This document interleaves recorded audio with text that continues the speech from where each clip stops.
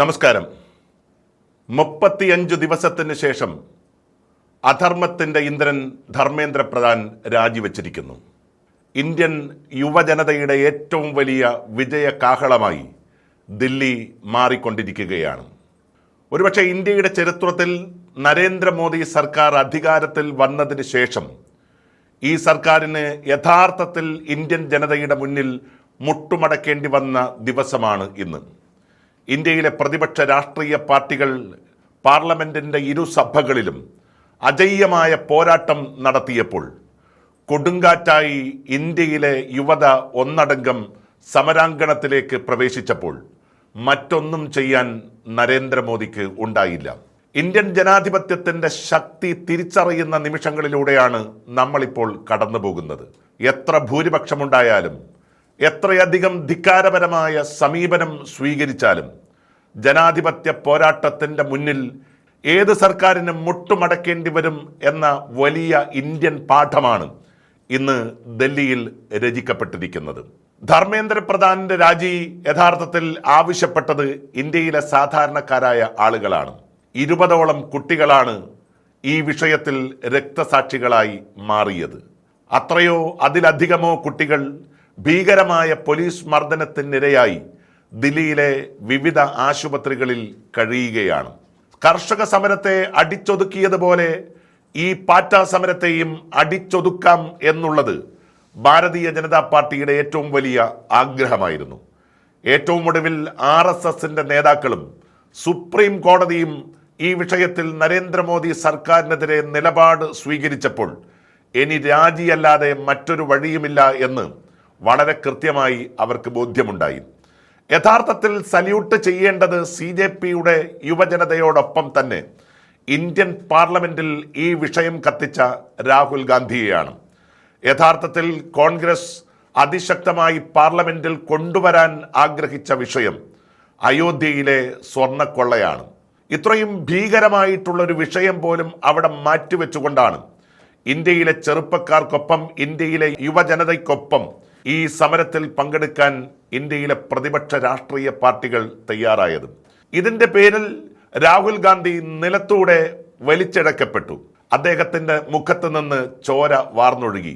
ഈ രാജ്യത്തെ പ്രതിപക്ഷ രാഷ്ട്രീയ പാർട്ടികളുടെ നേതാക്കന്മാർക്ക് ഒരിക്കലും ഉണ്ടായിട്ടില്ലാത്തത്ര ഭീകരമായിട്ടുള്ള സാഹചര്യമാണ് രാഹുൽ ഗാന്ധി ഉൾപ്പെടെയുള്ള നേതാക്കന്മാർക്കുണ്ടായത്.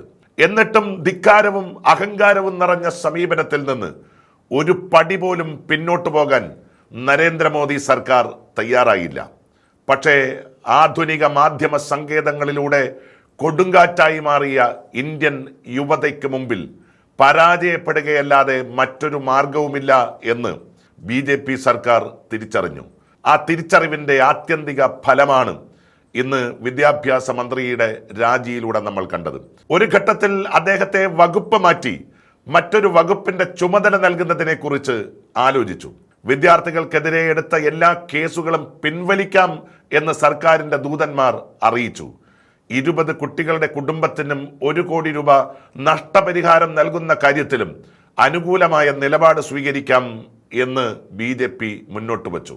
പക്ഷേ ഇതൊന്നുമല്ല തങ്ങളുടെ ആവശ്യം. ആത്യന്തികമായി ഇതിനൊരു ഉത്തരവാദി ഉണ്ടാകണം. ഇത്രയും കൃത്രിമമായ വഴിയിലൂടെ പരീക്ഷാ സമ്പ്രദായത്തെ ആകെ അട്ടിമറിച്ച് ഒരു രാജ്യത്തിൻ്റെ വിദ്യാഭ്യാസ മേഖലയെ കുളം തോണ്ടിയ അതിൻ്റെ ഉത്തരവാദിയായ വിദ്യാഭ്യാസ വകുപ്പ് മന്ത്രിയുടെ രാജിയല്ലാതെ മറ്റൊരു കോംപ്രമൈസിനും തങ്ങൾ തയ്യാറല്ല എന്ന് CJP പറഞ്ഞു. രാഷ്ട്രീയപരമായി ഒരു പാരമ്പര്യവുമില്ലാത്ത ഒരു കൂട്ടം വിദ്യാർത്ഥികൾ, രാഷ്ട്രീയപരമായി ഒരു നാടിനെ എങ്ങനെ കൊണ്ടുപോകണം എന്ന് പൂർവകാല ചരിത്രം ഒന്നും അവകാശപ്പെടാൻ കഴിയാത്ത ഒരു കൂട്ടം കുട്ടികൾ ഈ സമരാങ്കണത്തിലേക്ക് പ്രവേശിച്ചപ്പോൾ അവരെ തീവ്രവാദികളായി മുദ്രകുത്താൻ പലരും ശ്രമിച്ചു. ഈ കേരളക്കരയിൽ നിന്ന് പോലും മേജർ രവിയെ പോലുള്ള ആളുകൾ അത്തരം പ്രസ്താവനകൾ നടത്തി. ഭാരതീയ ജനതാ പാർട്ടിയുടെ എല്ലാ സ്റ്റേറ്റിലെ നേതാക്കന്മാരും തലങ്ങും വിലങ്ങും ഇവരെ തീവ്രവാദികളാക്കാനുള്ള ശ്രമകരമായ പ്രവർത്തനങ്ങൾ നടത്തി. പക്ഷേ അതിലൊന്നും വിജയം കാണാൻ അവർക്ക് സാധിച്ചില്ല. കർഷക സമരമുണ്ടായപ്പോഴും അതേ രീതിയിൽ ഇത് തീവ്രവാദികൾ സ്പോൺസർ ചെയ്യുന്ന പരിപാടിയാണ് എന്ന് ആവർത്തിക്കപ്പെട്ടു. പക്ഷേ കർഷക സമരത്തിന്റെ പിന്നിൽ അണിനിരന്നത് ഈ നാട്ടിലെ വയോവൃദ്ധരായിട്ടുള്ള ജനങ്ങളും അതുപോലെ തന്നെ പ്രായം കൂടിയ ആളുകളുമായിരുന്നു. പക്ഷേ ഇവിടെ ഈ സമരം ഏറ്റെടുത്തത് ഏറ്റവും പ്രിയപ്പെട്ട ചെറുപ്പക്കാരായിട്ടുള്ള ആളുകളാണ്. ലോകമെമ്പാടുമുള്ള ലക്ഷക്കണക്കിന് ഇന്ത്യക്കാരായ ചെറുപ്പക്കാർ ഈ സമരത്തിന് ആളും അർത്ഥവും നൽകി പിന്തുണ നൽകി. ഇന്ത്യയിലെ പ്രതിപക്ഷ രാഷ്ട്രീയ പാർട്ടികൾ എല്ലാം മറന്ന് CJPയെ പിന്തുണയ്ക്കാൻ രംഗത്തു വന്നു. ദില്ലിയിലെ സമരവേദികളിലേക്ക് നേതാക്കന്മാർ ഇരച്ചുകയറി. നേതാക്കന്മാരെ നിയന്ത്രിക്കാൻ കഴിയാതെ പോലീസ് പെടാപാടുപെട്ടു. പോലീസ് മൃഗീയമായ രീതിയിൽ കുട്ടികളെ തല്ലിച്ചതച്ചു.